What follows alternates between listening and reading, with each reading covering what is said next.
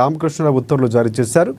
ఇక ఎస్సీ అభివృద్ధి శాఖ కార్యదర్శిగా జ్యోతి బుద్ధ ప్రకాష్, ఢిల్లీ తెలంగాణ భవన్ రెసిడెంట్ కమిషనర్గా శశాంక్ గోయలు, పంచాయతీరాజు గ్రామీణాభివృద్ధి ముఖ్య కార్యదర్శిగా ఎన్ శ్రీధర్ను నియమించింది. గనుల శాఖ ముఖ్య కార్యదర్శిగా ఎన్ శ్రీధర్కు అదనపు బాధ్యతలు కూడా అప్పగించింది.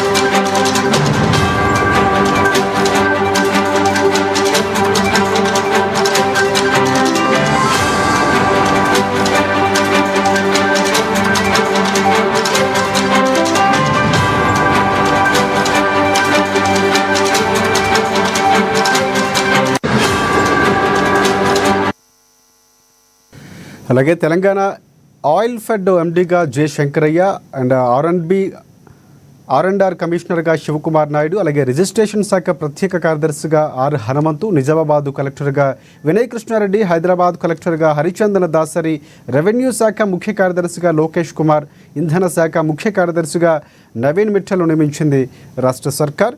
ఇక దీనికి సంబంధించి కార్యదర్శి కూడా పూర్తి స్థాయిలో ఉత్తర్వులు జారీ చేశారు.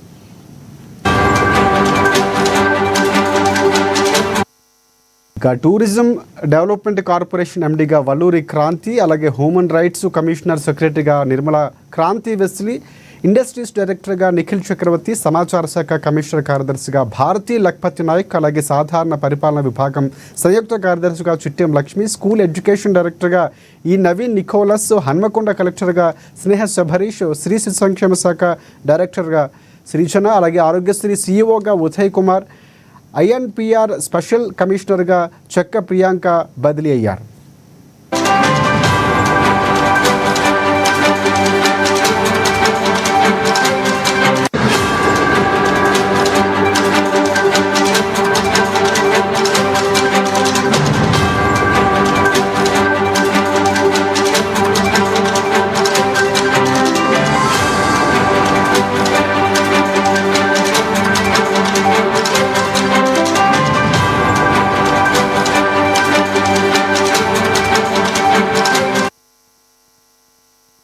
రైట్, తెలంగాణలో భారీగా ఐఏఎస్ అధికారులు ప్రభుత్వం బదిలీ చేసింది. ఈ మేరకు ప్రభుత్వ ప్రధాన కార్యదర్శి రామకృష్ణరావు ఉత్తర్వులు జారీ చేశారు. దీనికి సంబంధించి పూర్తి అప్డేట్స్ అందించేందుకు మా ప్రతినిధి రమేష్ మనకి లైవ్లో సిద్ధంగా ఉన్నారు. రమేష్, చెప్పండి, చాలా కీలకంగా దాదాపుగా 36 శాఖలు బదిలీ అవ్వడం జరిగింది. సో ఎవరెవరు ఏ శాఖలో ప్రస్తుతం ఉన్నారు, వారికి అదనపు బాధ్యతలుగా ఏ శాఖలు అప్పగించారు, బదిలీలు ఏమైనా జరిగే పూర్తి అప్డేట్స్ ఏంటి? తెలంగాణ రాష్ట్రానికి సంబంధించి మొత్తం 36 మంది ఐఏఎస్ ఆఫీసర్లను తెలంగాణ ప్రభుత్వం నిన్న రాత్రి బదిలీ చేసింది రాజశేఖర్. ముఖ్యంగా ఎవరైతే జనరల్ అడ్మినిస్ట్రేషన్లో అంటే వివిధ పరిపాలనా విభాగాల్లో పనిచేసే ఐఏఎస్ అధికారులతో పాటు జిల్లాలకు సంబంధించినటువంటి కలెక్టర్లను కూడా ఇందులో బదిలీ చేశారు. ఇందులో వివిధ శాఖలకు సంబంధించినటువంటి సెక్రటరీలకు సంబంధించి చూస్తే లోకేష్ కుమార్, నవీన్ మిట్టల్, శశాంక్ గోయల్, అలాగే దాసరి హరిచందనను జిల్లా కలెక్టర్గా, హైదరాబాద్ జిల్లా కలెక్టర్గా పంపించడం జరిగింది. అక్కడ ఉన్నటువంటి అనుదీప్ దురిశెట్టిని కూడా అక్కడ నుంచి బదిలీ చేయడం జరిగింది. దీంతోపాటు జ్యోతి బుద్ధ ప్రకాష్, రాజీవ్ గాంధీ హనుమంతు వంటి సీనియర్ ఐఏఎస్ ఆఫీసర్లను కూడా బదిలీ చేశారు. అయితే తెలంగాణ ప్రభుత్వం ఏర్పడిన తర్వాత మొత్తం 3 దశల్లో కూడా ఐఏఎస్ ఆఫీసర్లను బదిలీ చేయడం జరిగింది రాజశేఖర్. 2025 నిన్న జూన్ 12వ తేదీన 36 మంది ఐఏఎస్ ఆఫీసర్లను బదిలీ చేసిన ప్రభుత్వం అంతకుముందు ఏప్రిల్లో 21 మంది ఐఏఎస్ ఆఫీసర్లను, అట్లాగే జూన్ 2024లో సుమారు 20 మంది ఐఏఎస్ ఆఫీసర్లను అయితే బదిలీ చేశారు. అయితే మొన్న ఏప్రిల్లో బదిలీ చేసినటువంటి ఆఫీసర్లలో చూస్తే సీఎంఓ జాయింట్ సెక్రటరీ స్మితా సబర్వాల్తో పాటు జేఎస్ రంజన్, దానకిషోర్, అట్లాగే శశాంక్ గోయల్ వంటి సీనియర్ ఐఏఎస్ ఆఫీసర్లు కూడా ఉన్నారు. వీరంతా గత ప్రభుత్వంలో చాలా కీలకంగా పనిచేసినటువంటి వ్యక్తులు, సీఎంఓలో కూడా కీ రోల్ పోషించినటువంటి ఆఫీసర్లు. సో ఇట్లాంటి ఆఫీసర్లను కూడా బదిలీ చేయడం జరిగింది. దాంతోపాటు నిన్న జరిగినటువంటి బదిలీలు కూడా సుమారు నెలన్నర క్రితమే జరగాల్సి ఉంది. అయితే సీఎం రేవంత్ రెడ్డి అట్లాగే ప్రభుత్వం కూడా వివిధ బిజీ షెడ్యూల్లో ఉన్న కారణంగా ఈ బదిలీలకు సంబంధించి ఆలస్యం జరిగింది. అయితే మొత్తంగా బదిలీలకు సంబంధించి చూసుకుంటే కనుక ఎవరైతే లాంగ్ స్టాండింగ్ ఉన్న ఆఫీసర్లు అట్లాగే కొంతమందికి బీఆర్ఎస్ ప్రభుత్వంలో ఉన్నప్పుడు ఎవరికైతే పోర్ట్ఫోలియోలు ప్రాముఖ్యత కలిగినటువంటి పోర్ట్ఫోలియోలు అందలేదో వారికి ఈ ప్రభుత్వం చేపట్టినటువంటి బదిలీలో అవకాశం కల్పించారు రాజశేఖర్. రైట్ రమేష్, ప్రధానంగా చూసుకుంటే మిట్టెల ఐఏఎస్ కానీ 1996 బ్యాచ్ ప్రభుత్వ ముఖ్య కార్యదర్శి రెవెన్యూ శాఖలో ప్రస్తుతం ఉన్నారు. ఆయనకి సంబంధించి ఇంధన శాఖ కూడా అదనంగా ఇచ్చారు. ఇలా కీలకమైనటువంటి అంటే హరిచంద్రన్ కూడా ఆమె కూడా క్లియర్ కట్గా చెప్పారు. అంటే ఇక్కడే చదువుకున్నాను, నేను చదువుకున్న ప్రాంతానికి కలెక్టర్గా రావటం, తన అభిప్రాయాన్ని వ్యక్తం చేస్తూ సంతోషాన్ని వ్యక్తం చేశారు. ఇలాంటి వారు అంటే వాళ్ళకు ఉన్నటువంటి అనుభవాన్ని దృష్టిలో పెట్టుకునే శాఖల కేటాయింపు జరిగింది. అంటే వారికి ఉన్నటువంటి ప్రాంతంతో ఉన్నటువంటి అనుబంధం లేకపోతే వారి ఎక్స్పీరియన్స్లో దృష్టిలో పెట్టుకొని బదిలీలు చేశారా?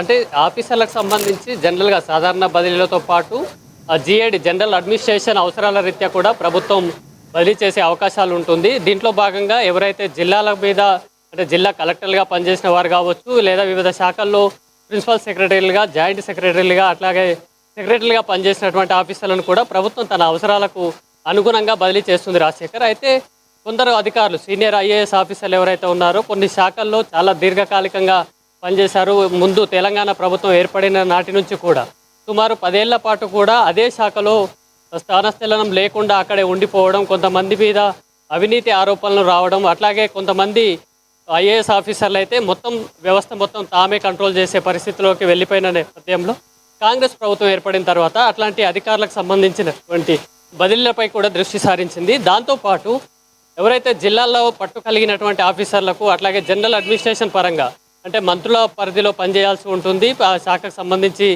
రాష్ట్ర స్థాయిలో కీలకంగా పనిచేసేటువంటి అవసరాలు ఉన్న నేపథ్యంలో వారికి స్థానచలనం అట్లాగే ఒక టైప్ ఆఫ్ ప్రమోషన్ లాగా కూడా మనం భావించవచ్చు. అయితే జిల్లా కలెక్టర్లు మాత్రం నేరుగా ప్రజలతో సంబంధాలు కలిగి ఉంటారు. ఉదాహరణకు చూసుకుంటే లోకేష్ కుమార్ మొన్నటి వరకు కూడా జిహెచ్ఎంసీ కమిషనర్గా పనిచేయడం జరిగింది. ఆయనని తర్వాత హెచ్ఎండిఏకు తీసుకురావడం జరిగింది. ఆ తర్వాత ఇంకొక శాఖ ఇచ్చారు.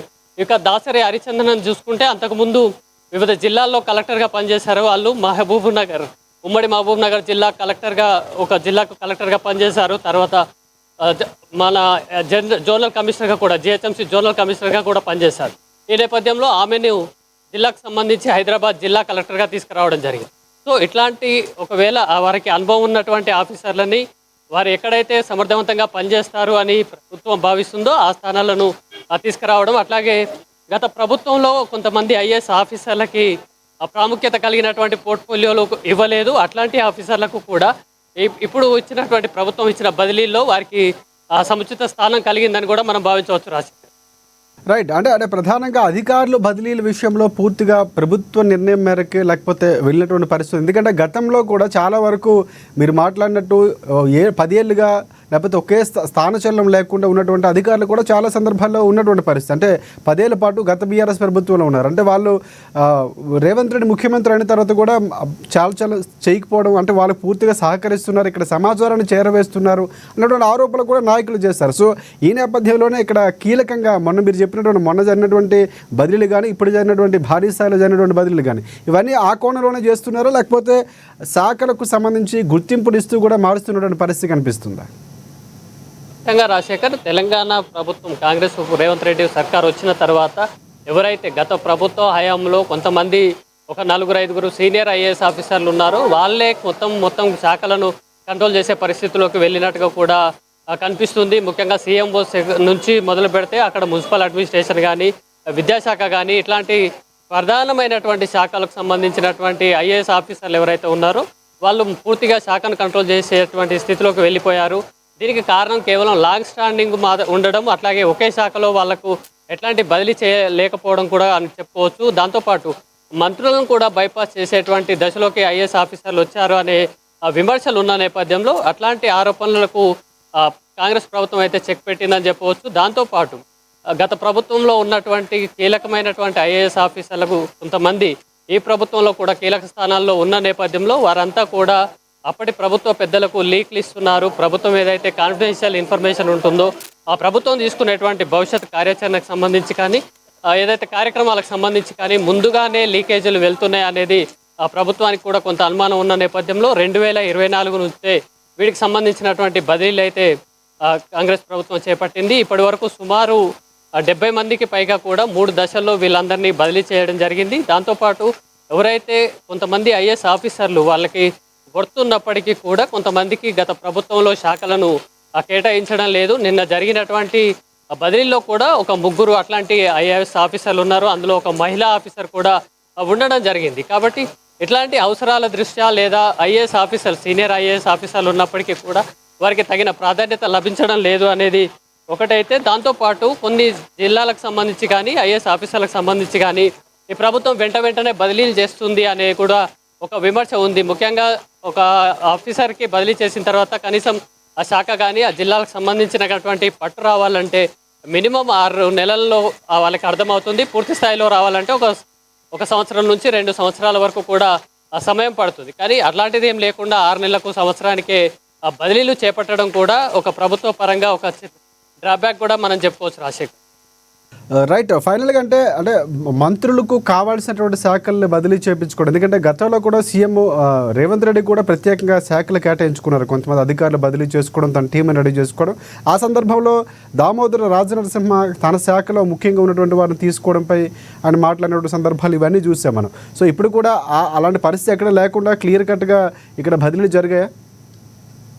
ఖచ్చితంగా. అయితే హెల్త్ డిపార్ట్మెంట్కి సంబంధించినటువంటి సీనియర్ ఐఏఎస్ ఆఫీసర్ని బదిలీ చేసినప్పుడు మంత్రి ఒక కంప్లైంట్ అయితే వచ్చింది, అది వాస్తవమే. కానీ ప్రభుత్వం కూడా తనకు అవసరాల రీత్యా ముఖ్యంగా జిల్లాల ప్రజలతోటి సంబంధాలు కలిగేటువంటి శాఖలకు కానీ జిల్లా కలెక్టర్లుగా కూడా అట్లాంటి ఎవరైతే సోషల్ రిలేషన్షిప్స్ బాగా మెయింటైన్ చేయగలుగుతారో అట్లాంటి కలెక్టర్లను జిల్లాలకు వేయడం వల్ల ఆ ఏఎస్లు జిల్లాలో పనిచేస్తే మెరుగైన ఫలితాలు వస్తుంది. అట్లాగే ప్రభుత్వానికి సంబంధించినటువంటి విజన్ని ప్రజల్లోకి త్వరగా తీసుకెళ్తారనేది ప్రభుత్వ ఉద్దేశంగా ఉండవచ్చు.